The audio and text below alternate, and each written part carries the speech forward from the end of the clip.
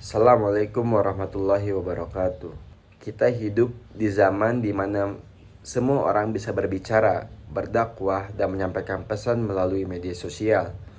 Namun, tidak semua yang berbicara bisa disebut komunikator yang baik. Apalagi dai dalam makna Qur'ani seringkali niat berdakwah berubah menjadi ajang debat, saling menyalahkan, menjatuhkan sesama muslim. Padahal Al-Quran telah memberikan pedoman yang sangat indah tentang bagaimana seorang dai atau komunikator Islam seharusnya bersikap. Pedoman itu terdapat dalam surat An-Nahl ayat 125. A'udzu billahi minasyaitonir rajim. Bismillahirrahmanirrahim.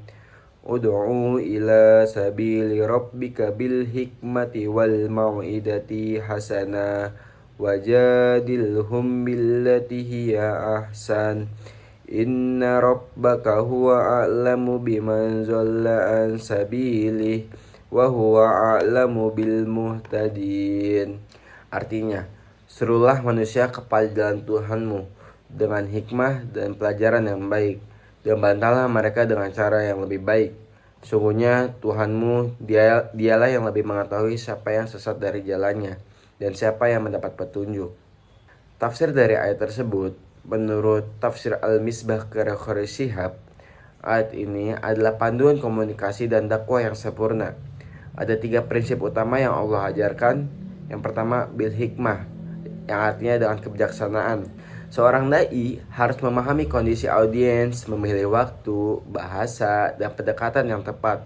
Hikmah berarti menyampaikan kebenaran dengan cara yang paling sesuai dan tidak menyakiti. Yang kedua, mu'izah hasanah, yaitu artinya dengan nasihat yang baik. Dakwah tidak boleh disampaikan dengan marah-marah atau merendahkan orang lain, tapi dengan kasih sayang dan keteladanan. Dan yang ketiga adalah billati hiya ahsan, yang artinya berdialog dengan cara yang terbaik. Jika terjadi perbedaan pendapat, gunakan argumen yang sopan dan logis, bukan dengan emosi atau celaan. Menurut tafsir Ibnu Katsir, ayat ini turun untuk menegaskan bahwa keberhasilan dakwah bukan hanya karena isi pesan yang benar, tapi cara menyampaikan yang lembut dan menyentuh hati. Nah, berdasarkan tafsirah, ayat ini berbicara tentang peran dan karakter seorang komunikator Islam, yaitu dai. Dai bukan hanya orang yang menyampaikan, tapi juga orang yang menghubungkan hati manusia dengan kebenaran. Dalam konteks komunikasi, dai adalah penyampai pesan ilahi. Ia harus mampu menyesuaikan cara berbicara dengan kondisi audiens agar pesan dakwah bisa diterima dengan baik. Karena dalam Islam, tujuan komunikator bukan untuk menang berdebat, tapi untuk mengajak dengan kasih sayang. Relevansi dengan kontekstualisasi di zaman sekarang, di era digital siapapun bisa menjadi komunikator. Kita berdakwah lewat video, podcast, postingan, atau bahkan komentar. Namun, seringkali cara penyampaian justru menimbulkan kebencian. Ayat ini menjadi peringatan dan pedoman bagi semua komunikator muslim di dunia maya. Ada 3. Pertama, gunakan bahasa yang lembut dan positif saat menyampaikan kebenaran. Yang kedua, jangan memaksa pendapat atau menghina kelompok lain. Dan yang ketiga, dakwah di media sosial harus mengandung hikmah dan kebaikan, bukan provokasi. Dengan kata lain, komunikator Qur'ani bukan hanya pandai berbicara, tapi juga pandai memahami perasaan orang lain. Ia menebar pesan Islam dengan adab, empati, dan keikhlasan.